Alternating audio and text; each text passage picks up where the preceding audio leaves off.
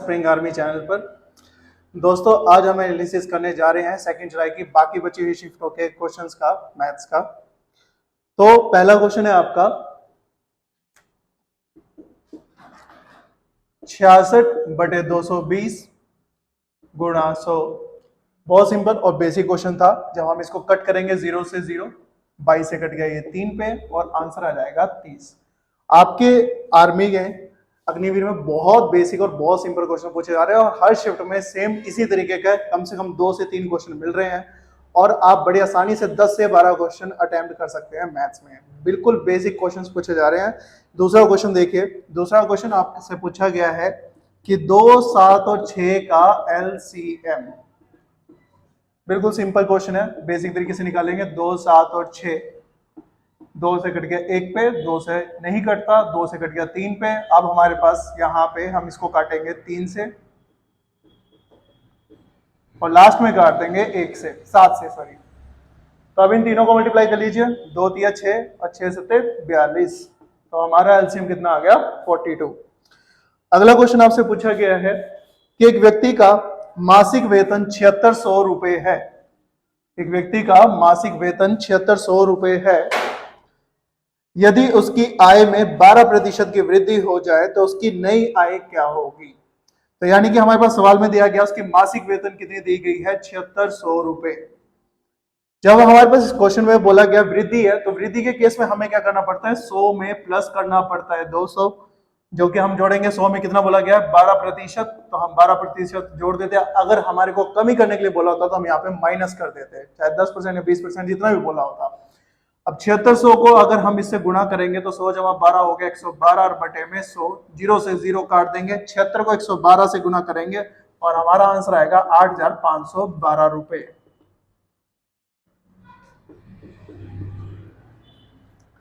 अगला सवाल है हमारे पास, किसी संख्या का 1/4 भाग 22 हो तो वह संख्या क्या होगी?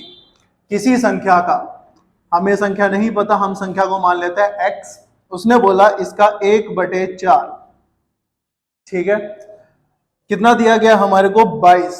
तो वह संख्या क्या होगी? साफ साफ दिखाई दे रहा है, ये 4 जाके 22 से गुणा होगा तो हमारे पास आ जाएगा 22 गुणा 4 बराबर में 88। वह संख्या कितनी होगी? 88।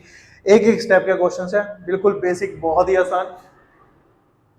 नेक्स्ट है आपके पास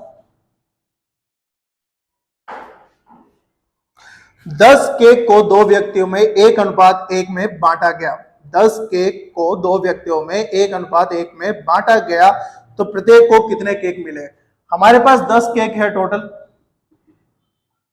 और हमने इसको बांट दिया 1:1। 1:1 यानी कि बराबर है, एक इसको मिलेगा, ऐसा एक इसको मिलेगा। टोटल कितने हमारे पास? 10। आप अनुपात का मेथड भी लगा सकते हैं, डायरेक्ट भी कर सकते हैं। 1 और 1 कितना हुआ? 2, और इस 2 से 10 को भाग कर दीजिए तो प्रत्येक को कितने मिलेंगे? 5-5 केक। इसके बाद अगला क्वेश्चन पूछा गया, यदि विद्यार्थी और शिक्षक का अनुपात 23:8 है। यदि विद्यार्थियों यानी कि स्टूडेंट्स और शिक्षक यानी कि टीचर्स का अनुपात हमारे पास दिया गया है 23:8 और बोला गया है कि विद्यार्थियों की संख्या 253 है, यानी कि स्टूडेंट्स की संख्या कितनी है? 253 है। तो उसने पूछा है कि शिक्षकों की संख्या कितनी है? शिक्षकों की संख्या कितनी है? तो हमारे पास यहाँ पे हमें साफ साफ दिखाई दे रहा है कि यहाँ स्टूडेंट्स का रेशियो कितना है? 23, और स्टूडेंट्स की मात्रा भी दी गई है, कितनी है? 253। तो हमसे टीचर्स के बारे में पूछा गया, हम स्टूडेंट्स को मान लेते हैं 23x और टीचर को मान लेते हैं 8x, और स्टूडेंट्स का मान भी दिया गया है 253। तो यानी कि 23x बराबर में 253।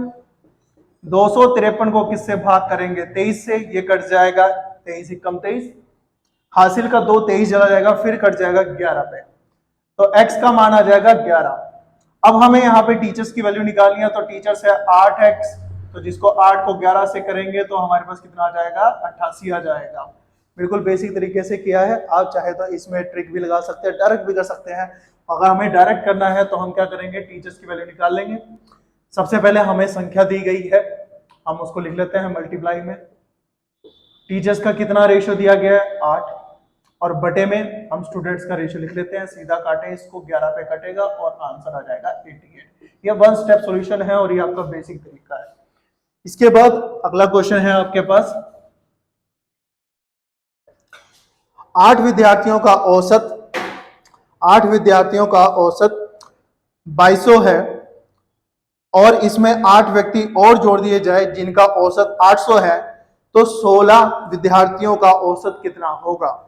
अब हमारे पास क्वेश्चन में क्या बोला गया है कि 8 विद्यार्थियों का औसत, तो हम क्या करेंगे, 8 को कितने से गुणा कर लेंगे, 2200 से, कितना दिया गया 2200, और बराबर में इसको मल्टीप्लाई करके लिख देंगे 17600। इसके बाद इसने बोला है कि अन्य 8 विद्यार्थियों का औसत 800 है। अन्य 8 विद्यार्थियों का औसत कितना है 800, इनको मल्टीप्लाई करके हम लिख लेंगे 6400। अब हम इन दोनों को जोड़ लेते हैं, हमारे पास कितना आएगा, 0 की जगह 0, 0, 0, 6 और 4 10, हासिल का 1, 18 और 6 24,000, और ये आगे 16 विद्यार्थी। जब हमें इनका औसत निकालना है तब यहाँ पे हमारे पास 24,000 को हमने 16 से भाग देना है। 16 से भाग सीधा भी काट सकते हैं, आप 2-2 करके भी काट सकते हैं। 16 से काटेंगे तो 16 एकम 16, हासिल का 8, 16 पंजे 80 और 1500 हमारे पास आंसर आ गया। अब जो नेक्स्ट क्वेश्चन है इसमें आपसे पूछा गया है कि 12 मीटर परिमाप वाले वर्ग का क्षेत्रफल कितना होगा। 12 मीटर परिमाप वाले वर्ग का क्षेत्रफल कितना होगा। वर्ग जिसकी सारी भुजाएं बराबर होती है उसका उसने बताया आपको परिमाप कितना है 12 मीटर। परिमाप का फॉर्मूला क्या होता है वर्ग का, 4 गुणा भुजा। भुजा को हम a से दर्शाते हैं, 4 से कितने पे कट गया 3 पे, तो भुजा आ गई 3। लेकिन उसने आपसे पूछा है कि इसका क्षेत्रफल क्या होगा। तो क्षेत्रफल हम सबको पता है वर्ग का क्या होता है, भुजा गुणा भुजा, यानी कि भुजा का स्क्वायर। तो 3 का स्क्वायर करेंगे हमारे पास रहेगा 9 मीटर स्क्वायर आंसर। इससे अगला क्वेश्चन है हमारे पास, 70 मीटर लंबी रेल किसी खंबे को पार करने में 7 सेकंड्स का समय लेती है। 70 मीटर लंबी रेल की लंबाई हमारे पास कितनी दी गई है 70 मीटर, और उसने किसी खंबे को पार करने में कितना समय लिया है 7 सेकंड। वह पूछता है रेल की चाल कितनी है। जब हम चाल निकालते हैं तो चाल का फॉर्मूला होता है दूरी बटा समय। दूरी हमारे पास 70 मीटर है और समय 7 सेकंड, तो 7 से कट गया 10 पे, हमारे पास आया 10 मीटर प्रति सेकंड। अगर यह ऑप्शन में मिला तो ये सही जवाब होगा, अगर ये नहीं मिलता तो आपको इसको किलोमीटर प्रति घंटे में चेंज करना पड़ेगा, जिसके लिए हम इसको मल्टीप्लाई करते हैं 18/5 से, और ये आपको ऑप्शन में मिल जाएगा 36 किलोमीटर प्रति घंटा। अगला सवाल है हमारे पास, 3100 रुपए की राशि पर 4% की दर से 3100 रुपए की राशि पर 4% की दर से कितने समय में साधारण ब्याज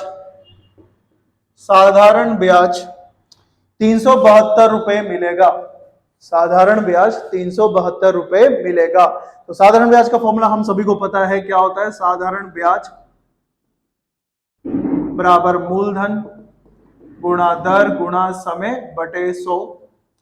अब साधारण ब्याज की रकम रख देते हैं 372, मूलधन हमारे पास 3100 है, दर हमारे पास 4% है और समय हमको नहीं पता, हम उसको x मान लेते हैं। 0 से 0 कट गई। अब इसको सीधा काट दीजिए, 4 से काट दीजिए इसको, 4 9 में 36, हासिल का 4 3 12 और 31 से सीधा कट जाएगा ये 3 पे, तो कितने वर्ष आंसर आएगा 3 वर्ष आंसर आएगा। अगला सवाल हमसे पूछा गया है यहां पे,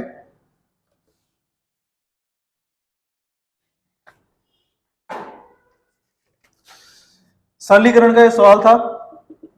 इसमें पूछा गया कि 43 + 19 - 12 डिवाइडेड बाय 4 गुणा 2 + 7 को हल करने पर क्या आएगा।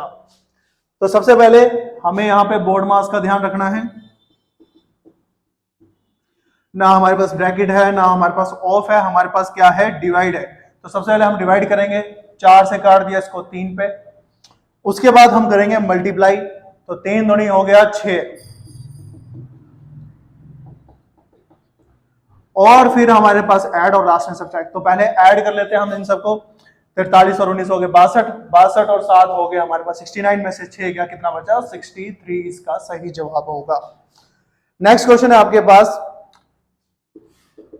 क्वेश्चन की स्टेटमेंट थी कि अगर हम माइनस को मल्टीप्लाई बोले, अगर माइनस को हमने क्या बोला मल्टीप्लाई, और मल्टीप्लाई को हम बोलते हैं माइनस, मल्टीप्लाई को हम बोलते हैं माइनस, तो बताइए 23 माइनस 2 गुणा 3 को हल करने पर क्या आएगा। तो सबसे पहले हमने देखा माइनस को इसने मल्टीप्लाई बोला है, तो हम क्या करेंगे, माइनस की जगह मल्टीप्लाई लगा देंगे। और इसके बाद उसने बोला मल्टीप्लाई को क्या बोला है माइनस, तो मल्टीप्लाई की जगह हमने लगा देना है माइनस। और अभी बोर्ड मास का जिक्र हुआ तो सबसे पहले क्या होगा, यहाँ पे देख सकते हैं आप मल्टीप्लाई आ रहा है तो मल्टीप्लाई होगा। तो 46 माइनस 3 कितना बचा 43, हमारा सही जवाब होगा। नेक्स्ट क्वेश्चन है हमारे पास।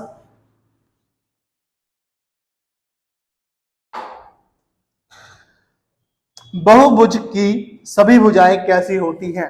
इसमें ऑप्शंस दिए गए थे आपको, बहुभुज की सभी भुजाएं कैसी होती है। बहुभुज मतलब सिर्फ की सभी भुजाएं समान होती हैं, तो यानी कि आप यहां पे बोल सकते हैं कि समान लंबाई की भुजाएं होती हैं। सही जवाब था इसका समान लंबाई की।